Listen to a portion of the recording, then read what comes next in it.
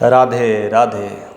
कौन जानता था नेपाल के लुम्बिनी वन में जन्म लेने वाला एक शख्स बहुत बड़ा कारनामा करने वाला है, बहुत नई नई चीज़ें लाने वाला है और आगे चल करके बौद्ध धर्म की उत्पत्ति का कारण बनने वाला है।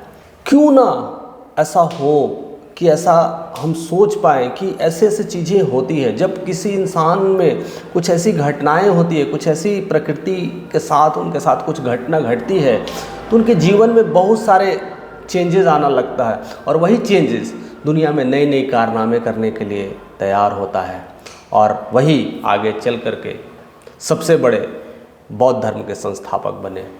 जी हाँ दोस्तों, मैं वही राहुल यानी सिद्धार्थ जो बाद में गौतम बुद्ध के नाम से जाने गए, मैं उनकी चर्चा करने वाला हूँ।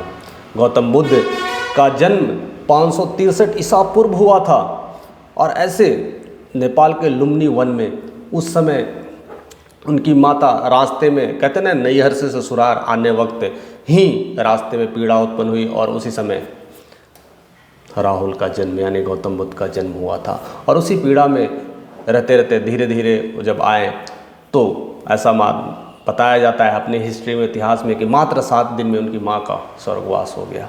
अब एक बच्चा बिना माँ स्वर्गवास हो गई, कैसे जीवन जीता हो, कैसी बातें हो गई। लेकिन उनका लालन पालन, कहते हैं उनकी जो बहन थी उन्होंने की और उनकी बहन ने पूरी तरह से, कहते हैं जिन्हें गौतमी बोला जाता है, उन्हीं की वजह से उनका नाम गौतम भी पड़ा है। तो उनकी सेवा शुश्रूषा की और कहीं ना कहीं उनके मन में ही ये सब सारे ख्यालें आते थे, अकेलापन रहने का कोशिश करते थे और वैसे से दुख सुख का विचार करते थे और एकांत में ही चले जाते थे और सोचते रहते थे क्या होगा क्या नहीं होगा, दुनियादारी कैसी है। ऐसे तो कहा जाए एक राजा महाराजा का पुत्र कितनी वैभवशाली सुख सुविधा के साथ इतनी सारी उनको बाय डिफ़ॉल्ट मिला होगा, लेकिन उनका मन चिंतन में ही लगा रहता था, हमेशा चिंतन यातन करते थे और इससे उनके पिता कहीं ना कहीं परेशान हो गए, कहीं ना कहीं दुखी से होने लगे कि मैं एक राजा, कहते हैं ये उनके पिता सुधोधन उस समय शाक्य वंश के बहुत बड़े राजा थे, तो उन्हें चिंता सताने लगी कि कैसे क्या होगा इसका। तब उनकी विवाह के लिए प्रस्तुति की गई और उनकी विवाह कर दी गई यशोधरा से और विवाह हुआ और कुछ ही समय में उनके बच्चे भी हो गए। तो ये सब सारी चीज़ें चल रही थी, लेकिन उनका मन वही चिंतन ध्यान में लगा रहता था। 29 वर्ष के मात्र उम्र में ही वह घर त्याग दिए, सारे सुख सहल, कहते ना सुख सारे त्याग करके, धन दौलत वैभव सब कुछ त्याग कर करके वहाँ से निकल गए। और निकलने के बाद बिहार के बोधगया में पीपल के वृक्ष के नीचे कितने सारे तपस्या करने के बाद उन्हें ज्ञान मिला और ज्ञान की प्राप्ति के बाद ही गौतम बुद्ध कहलाने लगे। अब उन्हें ज्ञान मिलने के बाद वह सारे ज्ञान को देने लगे और सारी चीज़ों को बताने लगे। और ऐसा कहा जाता है कि गौतम बुद्ध के जो शिक्षा और उनके जीवन के आधार पर वो सारी चीज़ें बताने लगे और चीज़ों का निवारण करने लगे और वही कहते हैं ना बौद्ध धर्म के सारे प्रारूप तैयार हुए। बौद्ध धर्म की पूरी उत्पत्ति का कारण वो बनने लगे और धीरे धीरे लोग उनको भगवान मानने लगे, धीरे धीरे उनकी पूजा यातना करने लगे, उनकी शिक्षाओं से मंत्र मुग्ध हो गए, उनसे हर चीज़ पीड़ा को वैसे बताते थे जिस तरह से लगता था कि सब कुछ यही है और सारे लोग उनको मानने लगे। धीरे धीरे उनके फॉलोअर्स बनने लगे। क्या थी इनकी ऐसी शिक्षा प्रणाली, ऐसे क्या चीज़ वो दे पा रहे थे कि लोग, यहाँ तक कि जो लोग कष्ट में थे, जो लोग दुख में थे, वो तो शिक्षा लेते ही थे।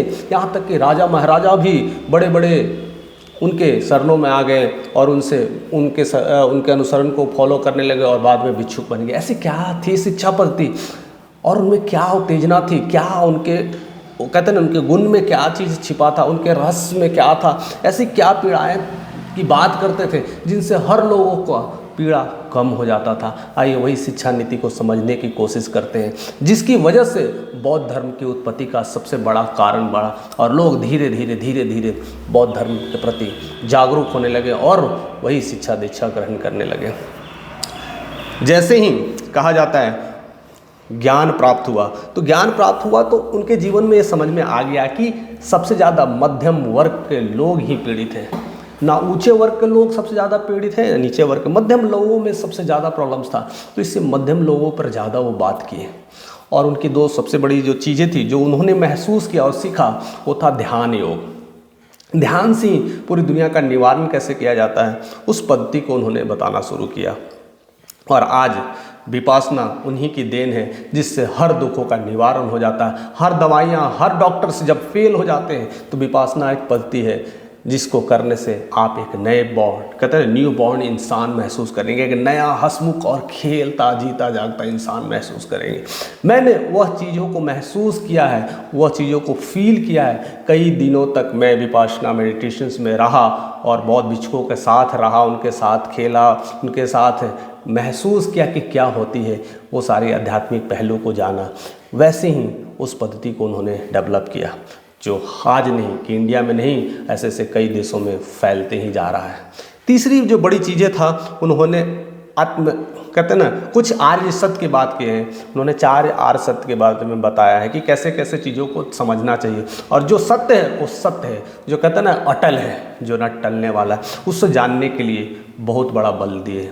और उनकी जो अगली नीति थी वो था अष्टांग नीति। और उस अष्टांग नीति में वो सारे चीज़ों को बताए हैं कि कैसे कैसे चीज़ें हो गई।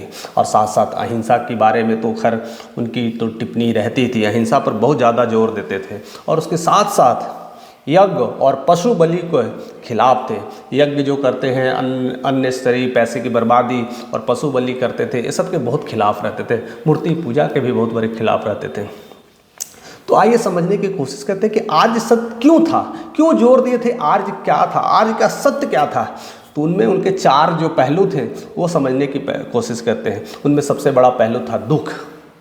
कहते हैं कि संसार में ऐसा कोई इंसान नहीं है जो दुखी नहीं होता है। दुख तो अटल सत्य है। संसार के कई भी प्राणी हो, किसी भी जगह हो, वह हमेशा सुखी नहीं रह सकता। दुख होना नेसेसरी है। तो उन्होंने दुख को बोला कि यह सत्य है, इसे स्वीकार करें, इससे भागना नहीं है, इसे स्वीकार करना है।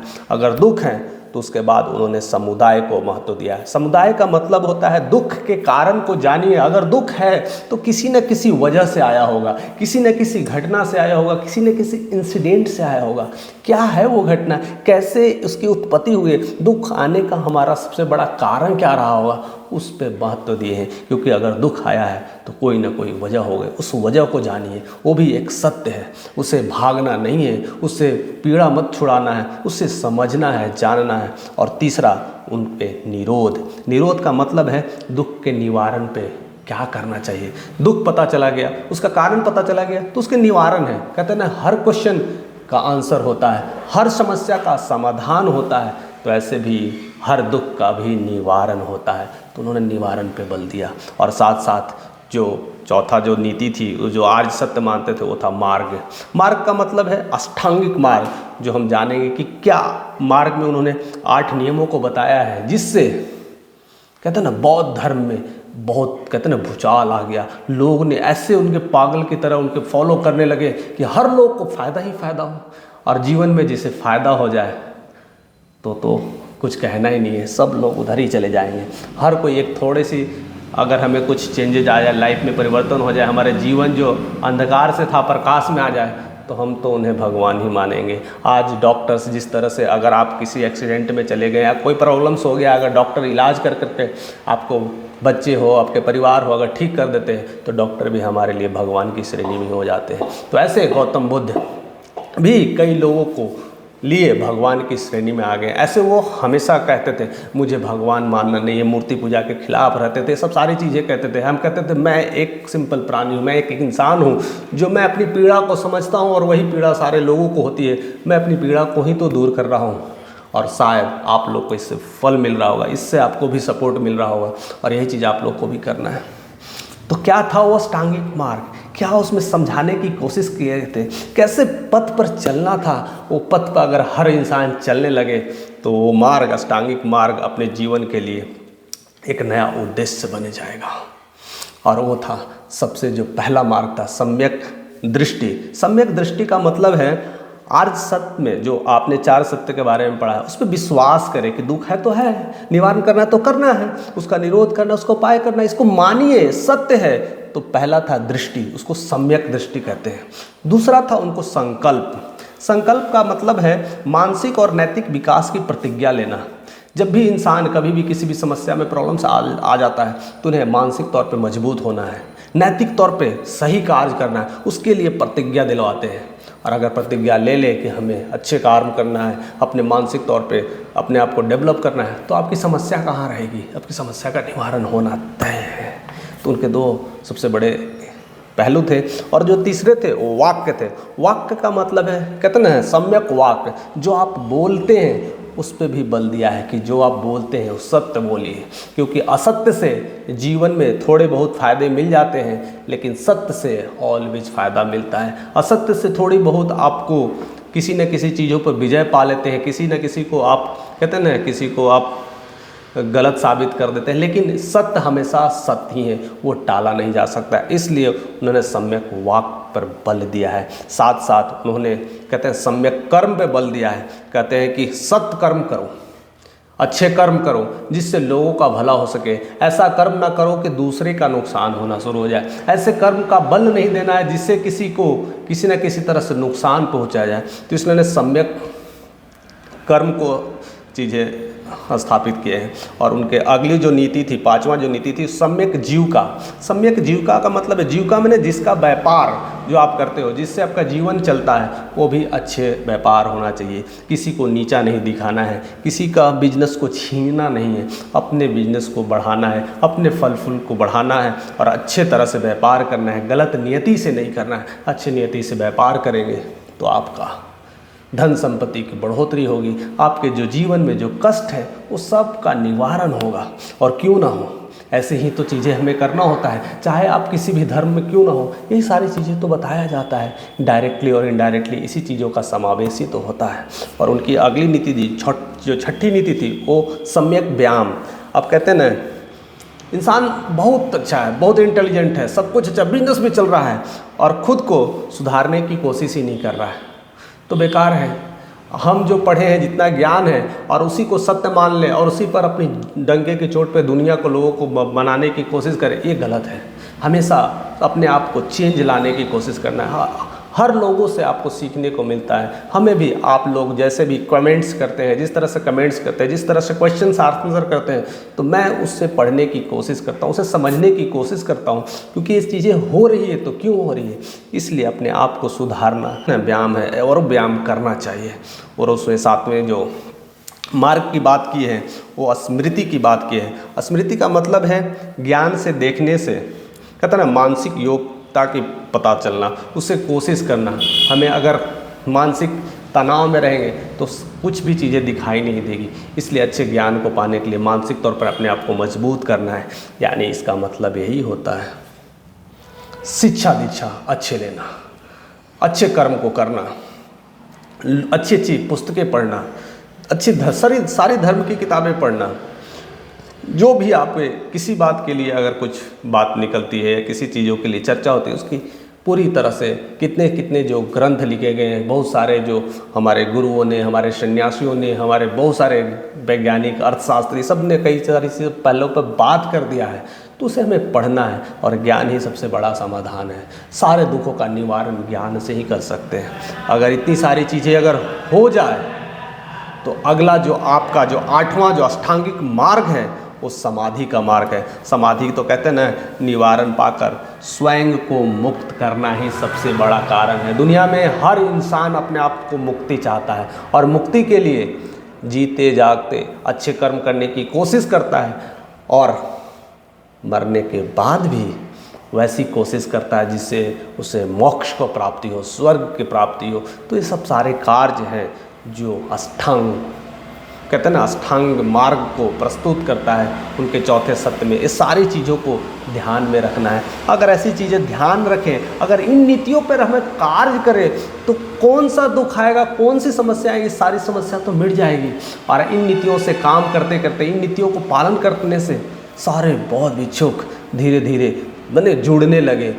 कहते हैं ना, गौतम बुद्ध के सारे फॉलोअर्स बनने लगे, अनुयायी बनने लगे, सारे लोग इस पद्धति को अपनाने लगे और लोगों में ट्रांसफॉर्मेशंस आने लगा, चेंजेस आने लगे। लोग दुख जब होता था तो रोते बिलखते नहीं थे, उसके कार्य पे, कारण पे, निवारण पे कार्य करते थे और ऐसे से धीरे धीरे लोगों के जीवन में खुशहाल, कहते हैं ना, खुशहाली आने लगी। लोग धीरे धीरे अच्छा महसूस करने लगे। इसलिए सिंपल कहते हैं ना, एक कोई गरीब इंसान ही नहीं, यहाँ तक कि राजा महाराजा और बड़े बड़े लोग भी धीरे धीरे धीरे धीरे भिक्षुक बनने लगे और चीज़ों को बढ़ाने लगे। ऐसे ऐसे कारवां बनते गया, ऐसे ऐसे लोग बढ़ते गए, और जिस तरह से लोग बढ़ते जा रहे थे, कारवां बढ़ते जा रहे थे, तब गौतम बुद्ध ने एक संघ बनाया। संघ का मतलब है हर चीज़ों को लिए एक निर्माण करता, एक चीज़ों को देख रेख करके लिए, सारे बुच्चकों को देख रेख के लिए एक संघ की स्थापना की गई। और संघ के लोग ही हर जगह जाते थे, प्रचार प्रसार करते थे, और धीरे धीरे धीरे धीरे धीरे यह भारत से पड़ोसी मुल्कों में इंटर करने लगा। और पड़ोसी मुल्क में इंटर करते करते धीरे धीरे धीरे धीरे विश्व में अपनी छवि बनाने लगा, क्योंकि लोगों का फ़ायदा हो रहा था। और दुनिया में अगर जो धर्म या कोई भी धर्म हो, कोई भी बात हो, जिस चीज़ से अगर फ़ायदा हो तो वह लोगों तक पहुंचना आम बात है। अगर बातें कुछ कह रहा हूं, अगर आपके दिल में थोड़ी बहुत भी चेंजेज आ रही है, थोड़ा बहुत भी परिवर्तन आ ही रहा है, तो मेरी बातें आप तक ही नहीं सीमित रहनी चाहिए, लोगों तक पहुंचना ही चाहिए। और यही है सत्य, ऐसे टाला नहीं जा सकता। अगर कुछ भी कोई भी इंसान अगर देता है जिससे आपको थोड़ी बहुत भी फ़ायदा होती है, तो अगले तक पहुंचना जायज़ है, इसमें दो राय नहीं है। इसलिए हमें किसी चीज़ को बढ़ाने और फैलाने की ज़रूरत नहीं पड़ती है, हमें बस अच्छे कर्म करने पड़ते हैं। और वही कर्म गौतम बुद्ध की नीतियों से हमें सीखने को मिलता है। उनकी नीतियों से लोगों को लाभ होने लगा, इसलिए यह प्रचार प्रसार होने लगा। और संघ में बाद में विचार किया गया कि इसमें स्त्रियों को भी लाया जाए, और धीरे धीरे महिलाओं को भी अनुमति मिल गई और स्त्री और पुरुष को सम्मान की दृष्टि से देखा जाने लगा। इसमें एक अच्छी पहल भी थी। और ऐसे ऐसे होते होते कहते हैं ना, धीरे धीरे धीरे धीरे फैलना लगा। और जब मौर्य काल आया था, तो मौर्य काल में चंद्रगुप्त मौर्य के समय तो ज़्यादा प्रसार नहीं हुआ, लेकिन चंद्रगुप्त मौर्य के बाद जब उनके पौत्र अशोक ने इंटर लिया, तब बौद्ध धर्म बहुत तेज़ी से फैलने लगा, क्योंकि उनकी ज़िंदगी में बहुत सारे ऐसे उलझन आए, ऐसी चीज़ें देखी, लड़ाइयाँ देखी, संग्राम देखा, मार काट देखे, कई लोग कलिंग युद्ध में ऐसे ऐसे लोग मरे। तब उनके जीवन में पूरी तरह से ट्रांसफॉर्मेशन आया था, और उस ट्रांसफॉर्मेशन के बाद अपने आप को तो बदला ही, पूरे विश्व में कहते हैं ना बौद्ध धर्म की प्रचार प्रसार करने लगे। और अपने पुत्र कहते हैं महेंद्र को और अपनी पुत्री संघमित्रा को भी श्रीलंका और आसपास के पड़ोसी मुल्कों में भेजने लगे और धर्म का प्रचार करने लगे। शिलान्यास, जहाँ जहाँ शिला की ज़रूरत है शिला पर लिखाने की कोशिश की, और ऐसे ऐसे बहुत सारे जगहों पर प्रचार होने लगा। और धीरे धीरे वो चीन, जापान, कहते हैं ना मंगोलिया, बर्मा, ऐसे ऐसे देशों में धीरे धीरे धीरे धीरे इंटर करने लगा, तिब्बत में इंटर करने लगा। आजकल जापानीज़ लोग देखो तो बौद्ध के इतने बड़े भक्त हैं, ऐसी कितनी उनके अंदर शक्ति होती है। आज लोग जापानीज़ टेक्निक सीखने के लिए कोशिश करते हैं, उसके लिए इकागाई पद्धति को सीखते हैं, कहते कैसे इतने सालों तक उन्हें स्वस्थ, हृष्ट पुष्ट, मजबूत रहते हैं। उन सारी नीतियों को सीखने के लिए हर लोग लालायित है, हर लोग चाहता है कि ऐसे जापानीज़ लोग क्या करते हैं, उनके अंदर कौन सा ऐसा ताकत होता है, कौन सा ऐसा होता है जो थकते नहीं है, रातों रात पुल तैयार करते हैं, ऐसे ऐसे कार्य करते हैं, एक ही काम को करने में भी नहीं थकते। और हम लोग करेंगे, एक रोड खराब हो गई है तो इंतज़ार करते हैं कि ये सरकार आएगी, वो सरकार चेंज होगी, तब हम उसका निवारण करेंगे। क्या था जापानीज़ में? मुझे लगता है कि गौतम बुद्ध का जो टीचिंग था, यही तो उनके जीवन का सबसे बड़ा पहलू था और लोगों को चेंज करने का सबसे बड़ा पहलू था। और इसी पहलू से बौद्ध धर्म चल पड़ी और लोग उनसे कहते ना सीखने लगे और उनसे बढ़ने लगे, और धीरे धीरे इसका विस्तार होते रहा। और क्यों ना हो, जब कहते ना हर तरह से अगर प्रॉफिट हो, हर तरह से फ़ायदा हो, हर तरह से चीज़ें जीवन में आनंद हो, तो ऐसे धर्म का प्रचार प्रसार तो होता ही है। बट मैं फिर भी लास्ट में यही लाइन कहूँगा आपको कि मैं किसी धर्म के प्रति मुझे बढ़ावा और उसे नीचे गिराने का कोई इरादा नहीं है। मुझे किसी धर्म से किसी को प्रचार नहीं करना है, किसी का प्रसार नहीं करना है, मुझे यही बताना है। मैं यही कहना चाहता हूँ कि हर धर्म की अपनी अपनी नियति होती है, हर धर्मों से कुछ ना कुछ सीखने को मिलता है। कई जगह अच्छाई होगी, कई जगह बुराई हो सकती है, अपने अपने तथ्य हैं, लेकिन मैं मानता हूँ इस सारे धर्म की उत्पत्ति एक ही है, सारे धर्म एक जैसा ही है। सबको अगर गहराई से पढ़ेंगे तो सबका मकसद एक ही रहता है, इंसानियत, ह्यूमैनिटी, और वही ह्यूमैनिटी के साथ हमें आगे बढ़ना है। आपका जो प्रतिक्रिया है, आपका जो कमेंट्स है, मुझे बेसब्री से इंतज़ार रहता है। आप जो भी कमेंट्स करते हैं, मैं हर कमेंट्स के बारे में पढ़ता हूँ और कोशिश करता हूँ उसके सारे आंसर्स को दे पाऊँ। अगर मैं सक्षम नहीं हो पाता हूँ तो मैं वेट करता हूँ कि मैं कुछ और पढूं और आपके सही आंसर तक पहुँच पाऊँ। तब तक मैं इंतज़ार करता रहता हूँ। तो आप कमेंट्स करते रहिए, लोगों तक शेयर करते रहिए और ऐसे ही चीज़ों को पहुँचाते रहिए। हम ऐसे ऐसे वीडियोज़ आपके साथ लाते रहेंगे। हमारे साथ इस तरह से बने रहने के लिए और प्यार देने के लिए आपका तहे दिल से शुक्रिया। Thank you for watching this video.